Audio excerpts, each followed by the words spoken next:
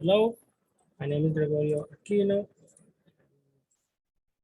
Let me concentrate this thing. In this chapter, we're going to deal with individual differences, especially different aptitudes that reflects in the way we learn a second language, focusing especially in the cognitive level.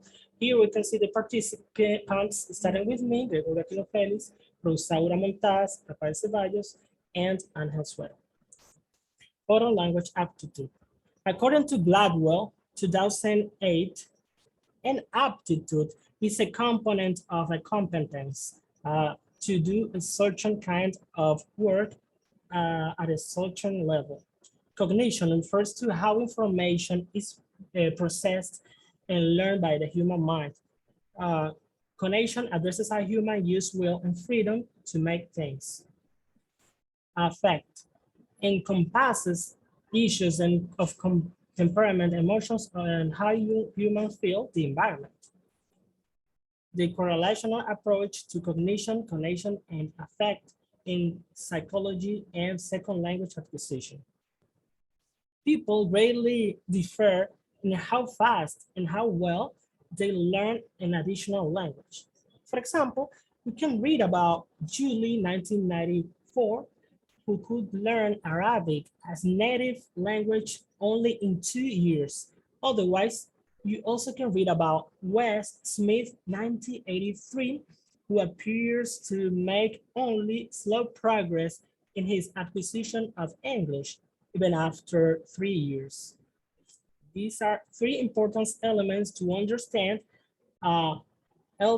second language acquisition, but researchers are increasingly more willing to examine attitude, motivation, and other individual differences interconnected between connection and affect.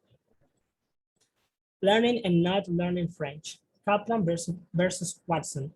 I will briefly explain two experiences of two people learning French. First, we have Kaplan, who have an intense connection with his native father, who used to speak French, but he died in the war. Kaplan started learning French at the age of 14. He traveled abroad to learn French and became fully involved in French culture. Kaplan became a successful professor of French. On the other hand, we have Richard Watson. He tries to learn French with intense motivation at the age of 55. He took French for 3 hours a week, several courses, and he failed in his attempt to speak French. How can you explain these two very different experiences? Do you think that the age is related to learning a second language? Those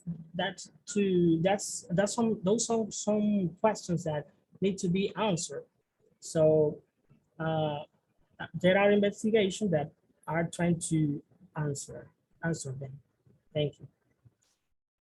Next, please. The next participant.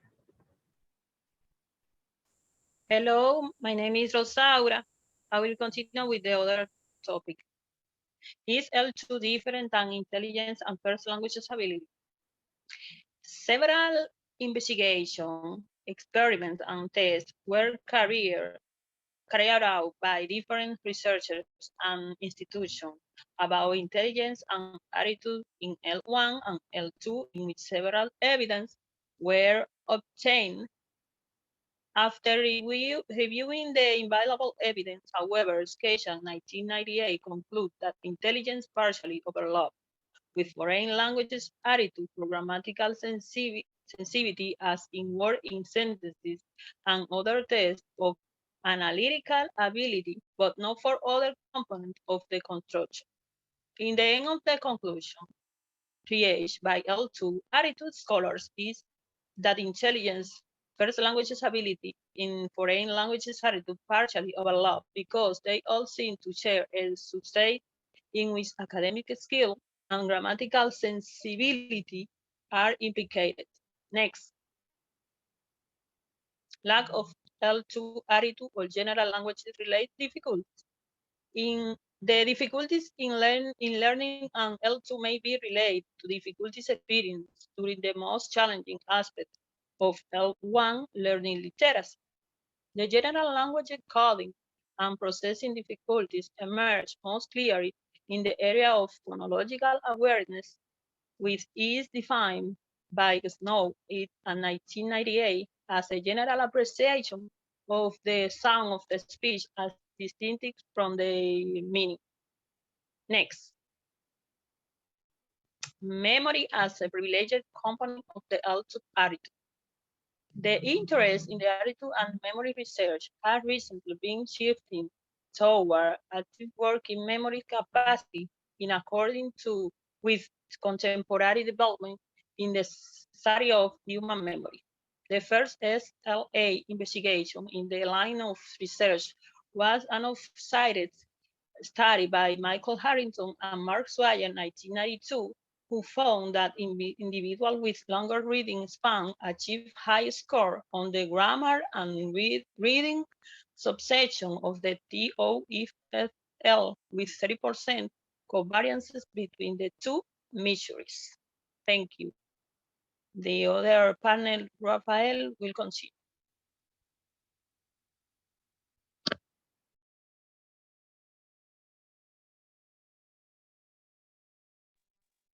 Rafael.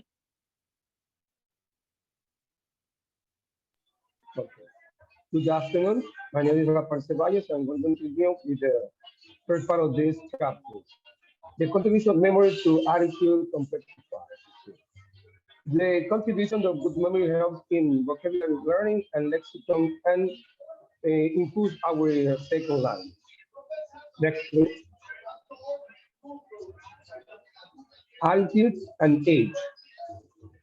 Children learn their motor tongue because they have the cognitive and the linguistic talent to learn it implicitly, while, while the adults and adolescents tend to learn a second language because they try to learn it by way of analysis and analogy, by explicitly learning. Next, please. Thus, second language attitude matter under explicit and implicit learning conditions.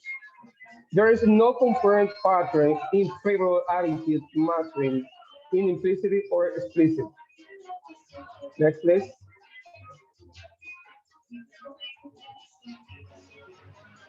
Most recent development, multidimension and analysis.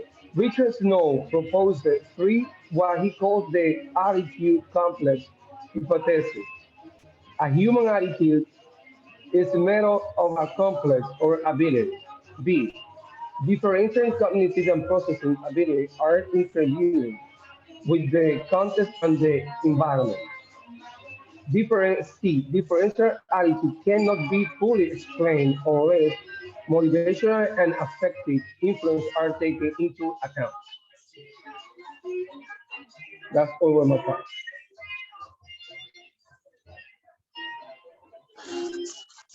Hello, my name is Angel Suero, and playing into one's strange the future of L2 aptitude.